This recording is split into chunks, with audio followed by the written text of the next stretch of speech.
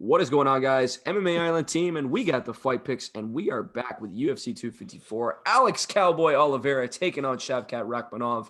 And man, what a crazy fight to be booked up. Who was Shavkat set to face? It got canceled. Who is Easy DS.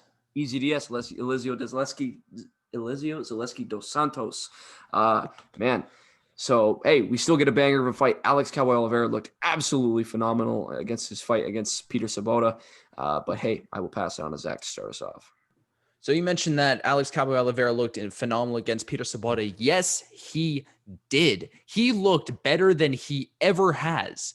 Like, this was an amazing performance from Alex Oliveira. I am watching that, and I was watching in awe at how good he looked. Every strike he threw was so technical. All the punches he landed were amazing, and the stat line doesn't reflect on how good of a performance it was. And he dropped him in that fight. It was great. And, you know, he's coming off a little bit of a career revival. I mean, beating Max Griffin, now beating Peter Sabota, and now he's getting a tough test in the undefeated Kazakh finisher, Shavkat Rakhmonov. And finisher, he is 12-0, and every single fight is a finish, knockout or submission.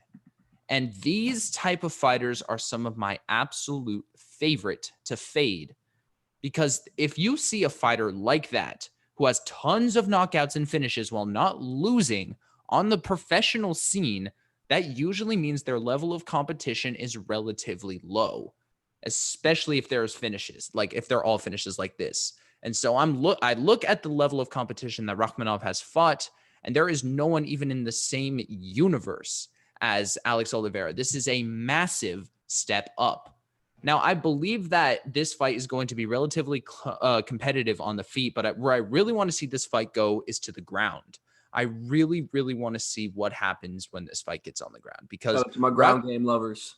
Yes, Rakhmonov is a very, very talented submission artist, and Oliveira can hold his own on the ground as well. And I think that's the best gauge to see how competitive he will be in the UFC. If you can outgrapple and submit Alex Oliveira, then you're legit. You are a fighter to look out for. But on the feet, I think that, yes, it's going to be even. It's going to be a bit even, but I think Oliveira is going to find ways to hit him and find ways to hurt him, because Oliveira has a very solid striking accuracy. Now, it may not look like it at 50%. Not anyone can be over him with a over 70% strike accuracy. 50% is very solid. That means you're landing half of the shots you throw. He has relatively high striking defense and a very good takedown defense as well at 61%. That is pretty good. And I'm just going to pick Oliveira for this one. I think that he's way too big of a step up of competition. I think that his ability on the feet, and especially the changes that we've seen him make and the way that he's looked in his past couple of fights, especially against Sabata, the way he was mixing it up too. That's something I really like to see in that fight, and something I really like to see a lot of fighters do more, mix up. He was hitting him to the body. He was hitting him to the leg. And if Oliveira shows that same striking craftiness with mixing up the locations on Rakhmonov, I see him winning this fight pretty comfortably. So I'm going to go Alex Cowboy Oliveira for this one. All right. Well, we're going to keep the disagreements flowing here. All right. Okay. Apparently, we're just with my disagreements for the most part. At least of the fights that we've disagreed on, they're not the craziest amount of confidence, just because we don't really know a lot of the things that we're going to be talking about. Not going to touch on too many of them, just because I want you guys to watch the fight pick videos, and I don't want you to know what I'm talking about and what fights I picked and what fights I didn't. But if you're only watching this one, hey man, you got to check out the prelims, you got to check out the main card, just check out the other fight pick videos. But I'll save it for the outro. Talking about this, man. As we've talked about, Alex Oliveira against Peter Sabota just looked absolutely phenomenal, absolutely amazing against him. One thing that I love to mention, one of the funniest little stats, I guess you could call it, ever. 4 times has Alex Oliveira ever been submitted. Gunnar Nelson, one of the greatest submission experts in the UFC. I guess you can't say UFC, but MMA fighters in general. Donald Cerrone, one of the greatest submission experts of all time. Gilbert Burns, very, very good on the ground. And then better than all those guys. You just didn't give him the right accolades. Wallace Dantas. And Wallace Dantas is actually 1-2 in his career, and his only win comes against Alex Oliveira. So it's just really funny to point that out and say that there's a guy who has only one win on his MMA record ever, and it's Alex Oliveira. So it's just it's a funny thing I love to bring up. But just to talk about the fight, the thing you got to point out about Rakhmonov is Rakhmonov has never won via decision. 7 KOs, 5 submissions, very, very well-rounded looking at it like that.